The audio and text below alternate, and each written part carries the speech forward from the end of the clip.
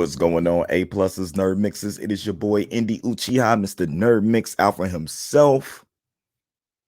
Mm, mm, mm. Tell me if that was good or not. Tell me if that was good. Because what we're talking about here is what if episode 3, what if the world lost? What if we lost the world's mightiest heroes? I think that's how the title of this episode went. Um You know what I'm saying? The thing about this episode, before we get into it, check out this awesome thumbnail that Mr. Adam Perez made, Mr. A Plus Perez himself. Tell me y'all not rocking with the graphics that Adam's been doing lately, man. He keeping us right, keeping the page in tune on what's going on. And I'm happy to be able to be a part of this A Plus Hero Report family with him, this A Plus Opinions family that you can follow up there on all social media. You can also follow me at Nerd Mix Alpha. But let's get into episode 3. All right. Again, this animation kind of bothers me because I don't know. It's just something about it. You know, I'm watching it on my big screen and my 4K. Just a little bit the voice acting still off, but man, do they know how to write a story. And that's honestly what keeps you enthralled in what's going on is the story that they actually written to keep you trying to guess. Now, I very early on had a feeling what was going on and almost pegged exactly to the T who exactly was involved. I just had the person wrong. I had the character right. Well, I had the theme of the character right. I had the actual character doing it wrong.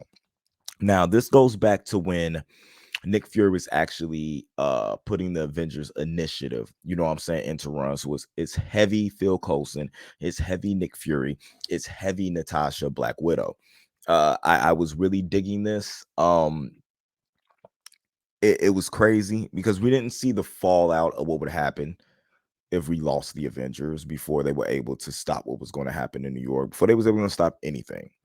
You know, without the Avengers, things progressed a little differently. You didn't get Loki wilding out like he was because he didn't have to, because he became the prodigal son if there's no Thor around. I mean, it's interesting the way things worked out. To start off with, you have Nick Fury talking with Black Widow about the Avengers Initiative and everything that's popping off, right?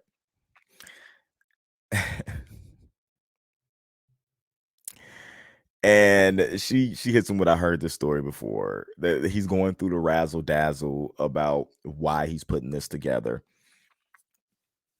and why, you know what I'm saying? So they're going to see Tony Stark, who I believe is in, it should be Iron Man 2, when like the infection is spreading and they're going to give him that shot.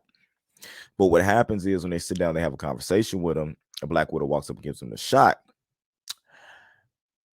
Boom, he just drops dead. Interesting, right? Very, very interesting that he just drops dead. So without the person that he thinks he wants to lead the Avengers, does does it even work? Does it even happen? Why was Tony Stark targeted? So we go on this almost murder mystery esque escapade on trying to find out what happens. But since Black Widow was the one that injected him, obviously Black Widow is the one that they hold accountable, even though Nick Fury doesn't believe that. You know what I'm saying? Tells her to escape, gives her the little vial thing that ended up killing Tony Stark. So she breaks out in incredible fashion. You got Rumlow sitting there not understanding why they need so many guards to take care of one girl. Like, yeah, she can punch fast, but what happens when you know it's coming type thing? She just totally destroys all like 8 armed friggin' shield agents in the back sent there to guard her. And she ends up going to look up, I think it's Betsy, ain't it? Betsy Ross. Ain't that I'm pretty sure it's Betsy. Ross's daughter, or is it Betty? It's Betty or Betsy. I don't remember. I wasn't too into the Incredible Hulk comics or the movies per se. The Edward Norton ones were pretty cool. The Edward Norton one was pretty cool though. But Steven Tyler's kid played the live action version of her. uh so she goes to her because she's an amazing biologist. She goes and sees it, says like something looked like it flew out of it before any of the stuff even injected into Tony. So they need like a ballistics person to do it, what I'm saying, to try to figure it out. So at the same time, Nick Fury tasked her with finding Banner. Right before that, you get Thor coming to get his hammer back. You remember when Shield decided to build a facility around his hammer, and you remember that amazing scene in Thor when he was breaking into the facility to go get his hammer back.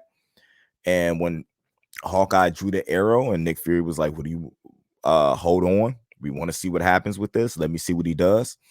And then all of a sudden, Hawkeye lets the arrow go, stabs Thor, kills Thor. Weird. So there's a bunch of things happening here that we watch take place in like phase one, that is, or phase two. Was phase one or phase two? I think it was phase one. That happened in phase one that are happening differently. Because of that, you get Loki and the Asgardians coming to, what I'm saying, proclaim war on Earth for killing Thor, Odin's son. You know what I'm saying? The crown prince of Asgard. Interesting. You get Nick Fury and them running up to combat him, trying to talk to him, trying to let him know we didn't do this. Loki wants to freeze the whole world.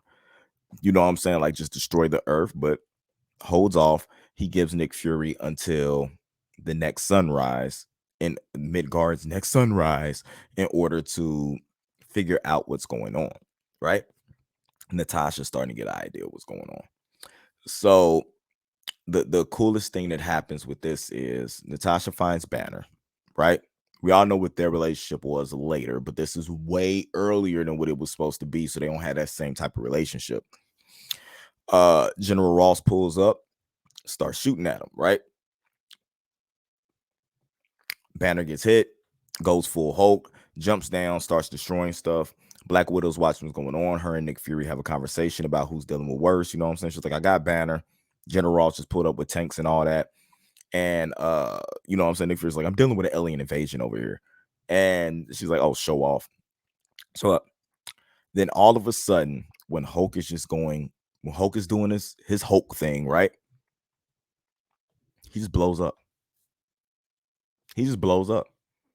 Black Widow has no idea what's going on, right? So she ends up going to a facility and tracking something down and figuring out what's going on. But she ends up getting defeated and killed by a mysterious thing we didn't see, right?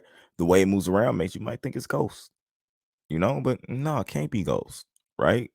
Or maybe it's a team of people that's doing stuff, and each individual person is tasked with being able to take down a future Avenger, because none of them even know that they're becoming Avengers. So somebody has Nick Fury's plans and knows exactly who he's going after, right?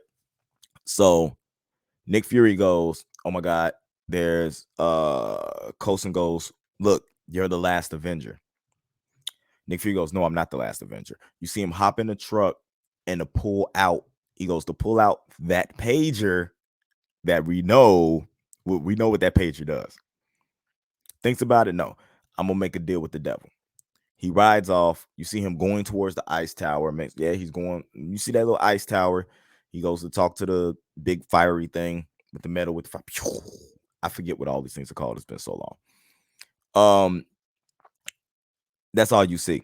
So he goes to.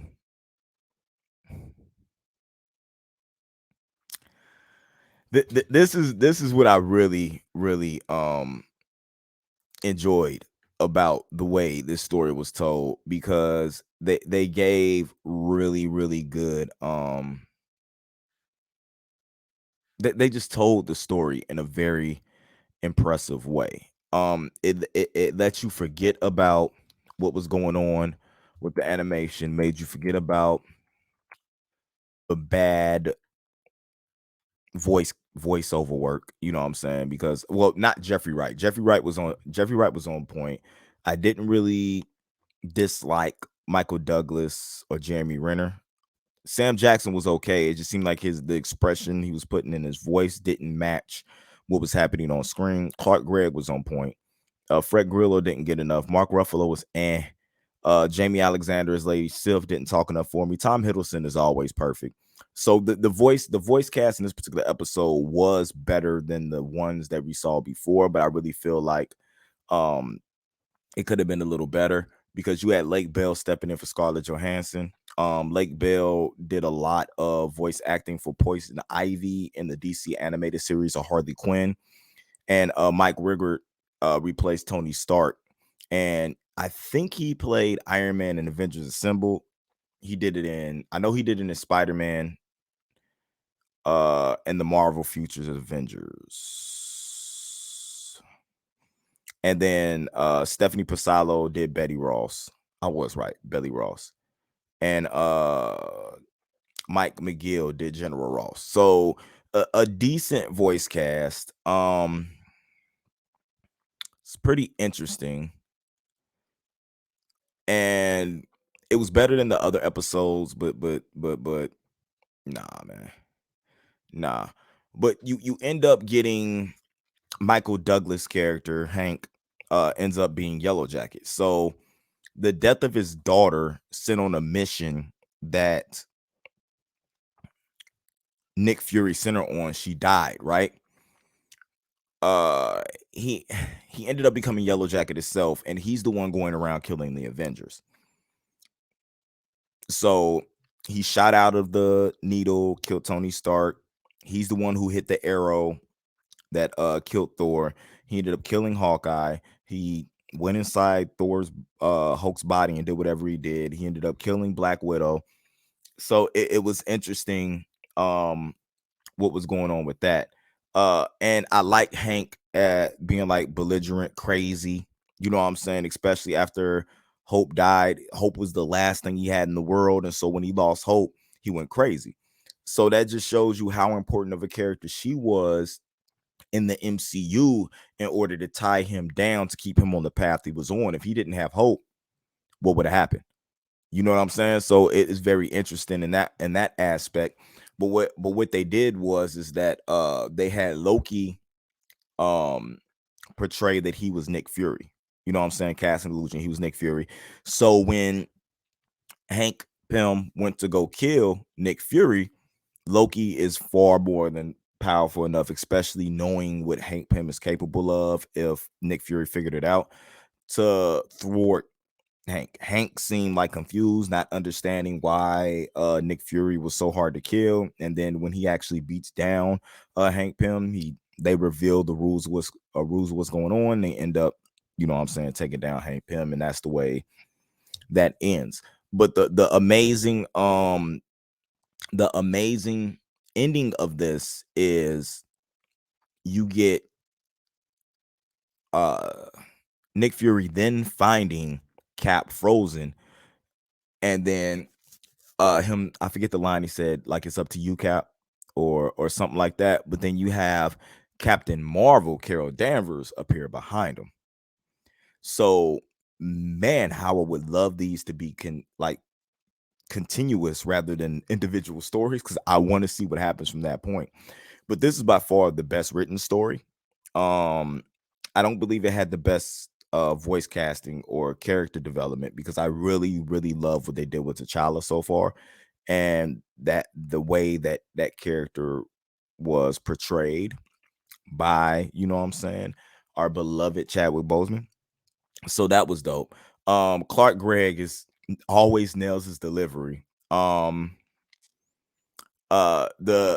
highlights of this episode was when he was like, his hair, and he was like, sir, he's just gorgeous, when he was talking about Thor. And then getting the play back with Jeremy Renner's Hawkeye, when he's like, yeah, that hair is like amazing or whatever.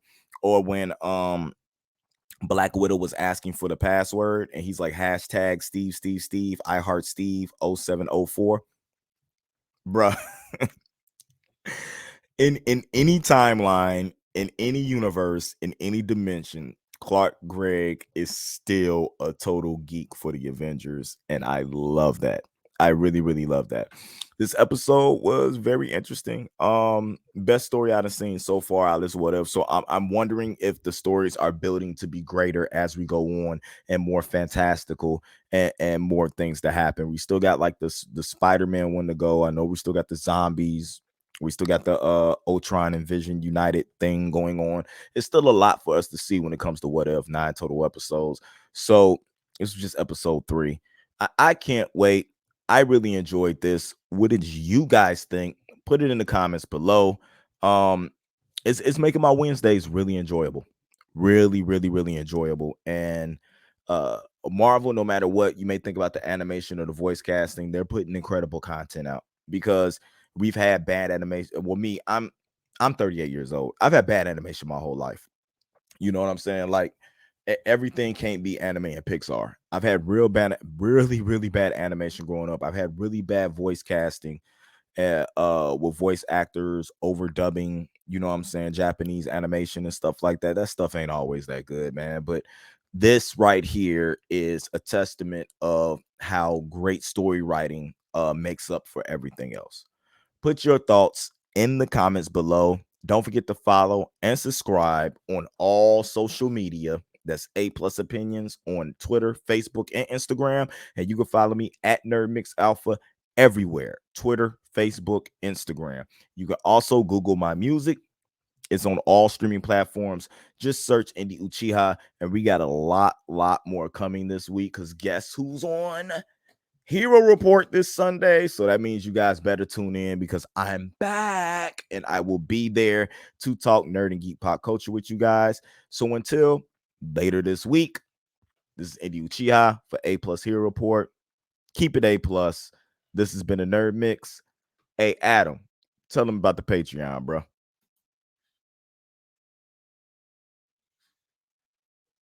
If you enjoy our content and want to be a part of helping our channel grow, become a patron supporter. We have affordable tiers to choose from that offer a variety of exclusive and early access content, from audio files for all of our shows for you to enjoy on the road, access to our Discord community, and plenty of reactions, reviews, character breakdowns, and more. Check us out at patreon.com/aplusopinions. And as always, remember, like, subscribe, and hit that bell notification so anytime we drop a brand new video, you will be notified.